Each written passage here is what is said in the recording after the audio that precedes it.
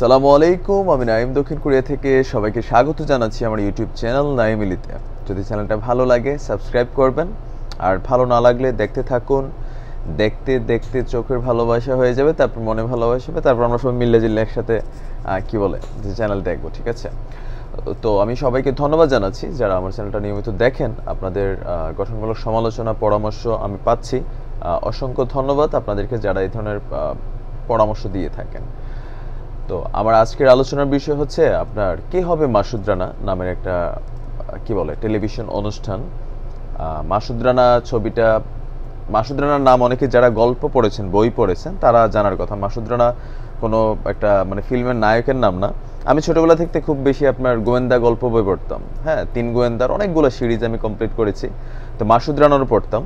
তো মাসুদ রানার যে ক্যারেক্টারটা সেটা হচ্ছে আপনার একটা দেশপ্রেমিক ক্যারেক্টার, একটা গোয়েন্দা মানুষ যিনি গোপনে দেশের জন্য কাজ করেন, পরিচয় গোপন করে বিভিন্ন মিশনে। মাসুদ রানা সিরিজের অনেকগুলো বই আছে, যারা পড়েননি পড়ে নেবেন। তো এই মাসুদ রানার উপরে একটা ছবি নির্মিত হবে, ছবি নির্মাণ করা হবে, যেটার বাজেট হচ্ছে প্রায় 50 কোটি টাকা, 50 কোটি টাকা। এখন এই ছবির জন্য একজন তাদের নতুন মুখ দরকার। তো আমরা জানি বাংলাদেশে এখন এই রিয়েলিটি শোগুলো আপনার খুব বেশি হচ্ছে। তো এই প্রক্রিয়াটা ভালো যে আপনার অনেক সময় দেখা গেছে যে অনেক মানুষ আছে যাদের হয়তো কোনো চ্যানেল নেই মিডিয়াতে আসার, তো এরকম অডিশনের মাধ্যমে সহজে ওঠা যায় বা নজরে আসা যায়। অনেকে আছে এরকমভাবে আপনার আজকে হয়তো বড় বড় চিত্রতারকা হয়ে গেছে। তো এখন সমস্যাটা কোথায় আসলে, যে আমি কেন আসলে এই বিষয়টা নিয়ে কথা বলছি? আমি এই বিষয়টা নিয়ে এই কারণে বলছি, আমি অনেক এই প্রোগ্রামগুলো দেখি, আপনার American idol, Indian idol, Turkish idol, UK, তারপর ট্যালেন্ট অফ লন্ডন, এরকম নানান ধরনের প্রোগ্রাম আছে, আমি দেখি নিয়মিত। তো আমাদের বাংলাদেশেও হয় ক্লোজ আপ ওয়ান, তারপর হচ্ছে আপনার আরও কয়েকটা প্রোগ্রাম আছে। ইভেন আমি একসময় 2005-6 মেবি আমি আপনার ক্লোজ আপ ওয়ান একবার আমি অডিশন দিয়েছিলাম। তো অডিশন দেওয়ার সময় আমার ব্যক্তিগত অভিজ্ঞতাটা আমি বলি, তারপর আমি আপনাদেরকে বোঝাতে পারবো। আমার এই যারা চিনেন মোটামুটি ফেসবুকে, আমি দীর্ঘদিন গান করি, প্রফেশনাল সিঙ্গার না, তারপরেও গান ভালো লাগে। তো একটা গান খুব আমি আপনার প্র্যাকটিস করে গেছি। তো যাওয়ার পরে আমার যার সাথে অডিশন পড়েছিল শহীদুল হক সাচ্চু, টিভি অভিনেতা, অনেকে চিনেন শহীদুল হক সাচ্চু। আর আরেকটা মেয়ে ছিলেন তিশা, ঈশিতা, তিশা না, ঈশিতা। অনেক আগের আপনার একজন নতুন কুড়ির রাইজিং মডেল ছিল, এখন অবশ্য নাই উনি। তো একটা অন্ধকার একটা রুম ছিল আপনার, এসি চালানো অন্ধকার রুম। তো ওই অন্ধকার রুমের মধ্যে শহীদুল ইসলাম সাচ্চু সাহেব একটা কালো সানগ্লাস পরা ছিলেন, আর পাশে ঈশিতা ম্যাডাম ছিলেন। বাট নাটকে আমরা আসলে তাদেরকে দেখে যেইভাবে আপনার ভালোবাসাটা হয়, মানে কি বলে যে অনেক হাসি খুশি, অনেক আপনার মানে কাইন্ডফুল একটা ক্যারেক্টার।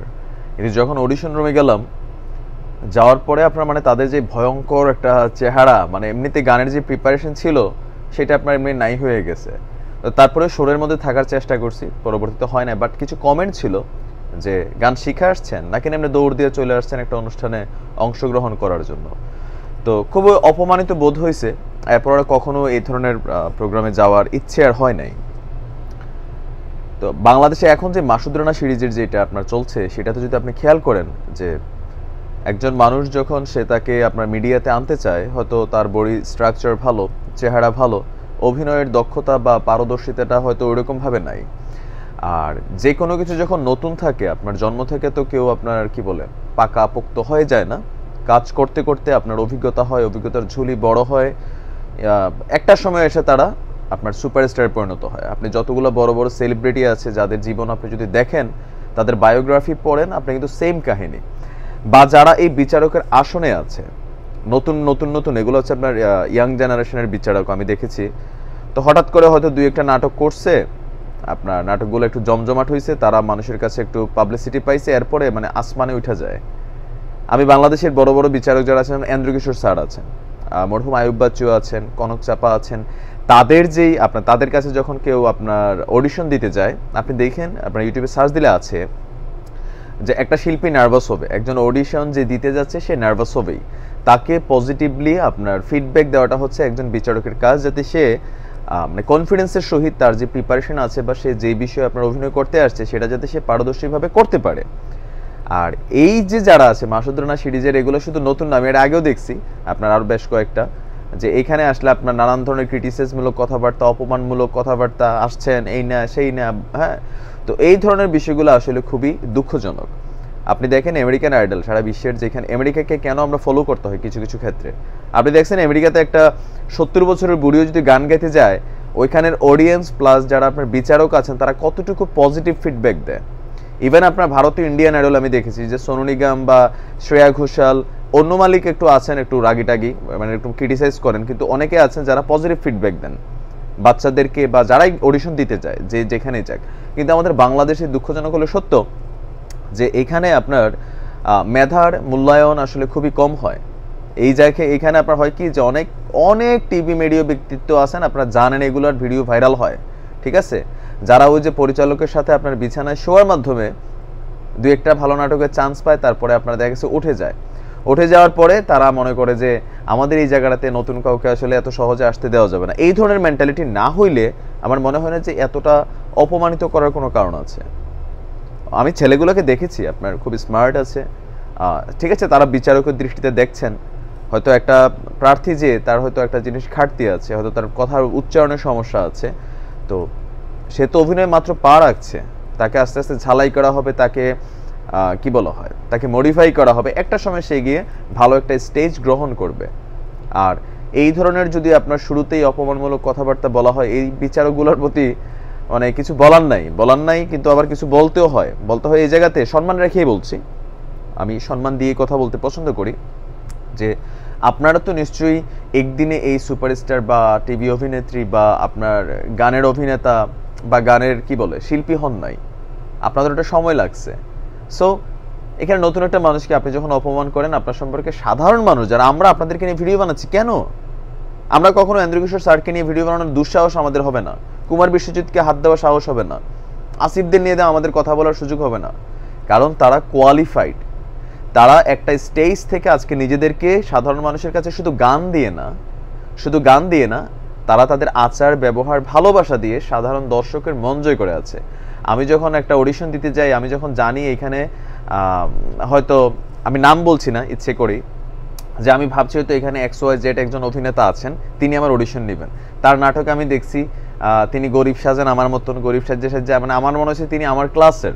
বেসিক্যালি আমরা একজন অভিনেতাকে কেন ভালোবাসি বা একজন গান যারা গায় তাদেরকে ভালোবাসি, যে তাদের গান শুনে মনে হয় যে আমার জীবনের গানটাই তিনি গাচ্ছেন, তার অভিনয় দেখে মনে হয় এটা তো আমার গল্পটা তিনি অভিনয়ের মাধ্যমে ফুটিয়ে তুলছেন, যার কারণে তার প্রতি একটা অন্যরকম ভালোবাসা ক্রিয়েট হয়, একটা এক্সপেকটেশন থাকে যে আমি যখন ওই মানুষটার সামনে যাব আমি হয়তো এরকম পজিটিভ ফিডব্যাক পাবো। কিন্তু যখন এই ধরনের নেগেটিভ ফিডব্যাক দেওয়া হয়, অপমানিত করা হয়, ভাই আমারে আপনি ইয়েস কার্ড দিলে দিবেন না দিলে নাই, কিন্তু আমরা অপমান করার মতন যোগ্যতা আপনার নেই। মানে আমার মনে হয় আর কি, আমি যদি এখন অডিশনে যাইতাম আর আমার যদি এরকম খারাপ ব্যবহার করতো, মেজাজ বিগড়ে গেলে হয়তো দেখা গেছে চর থাপড় দিয়ে এখানে মামলা প্রয়োজনে জেল 2-4-10 দিন জেল খেটে ফেলতাম। মানে এটা হয়ে যায়, অপমানের একটা লিমিটেশন আছে। একটা মানুষকে একটা কথা সুন্দরভাবে বোঝানো যায়। আমি ইন্দ্রকিশোর স্যারকে দেখেছি, আমি আয়ুব বাচ্চুকে দেখেছি, কনক চাপাকা ম্যামকে দেখেছি, বা যারা বড় বড় শিল্পী আছেন তারা যখন অডিশন নেন, একটা মানুষ সে নার্ভাস হচ্ছে, সে ভুল গাইছে, তাকে সুন্দরভাবে তার সমস্যাগুলো তুলে ধরে যে বাবা তুমি এটা বা ভাই তুমি এটা, তখন তার কাছে আসলে এতটা খারাপ লাগে না, সে তার ভুলটা স্বীকার করতে রাজি। আর যখন আসলে দেখছেন এটা হচ্ছে মডেলিত এসে, আপনার দেখেন কিছুদিন আগে লাক্স সুন্দরী বিশ্ব সুন্দরী প্রতিযোগিতা যখন বাংলাদেশের প্রতিযোগীরা যায়, তাদেরকে কি ধরনের অপমান করা হয়। তো এই অপমানগুলো আসলে যৌক্তিক না।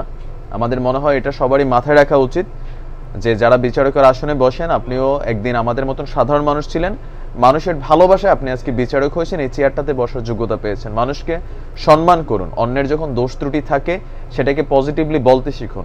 আমার এখানে অনেক ভিউয়ার্স আছেন, আমার অনেক ভুলের কারণে আমার 14 গোষ্ঠী সহ গালি দেন, তা আপনিও কিন্তু ওই বিচারকদের একজনই, ও বিচারকরা আপনার মতনই, আপনি মানুষের ভুলটারে সহজভাবে নিতে পারেন না। তো বিচারক যারা আছে তাদেরও হচ্ছে এটা আর কি, আমাদের এলাকায় একটা বলে যে ফকিরের পোলা যদি পয়সাওয়ালা হয় এলাকার মানুষ ঘুমাইতে পারে না।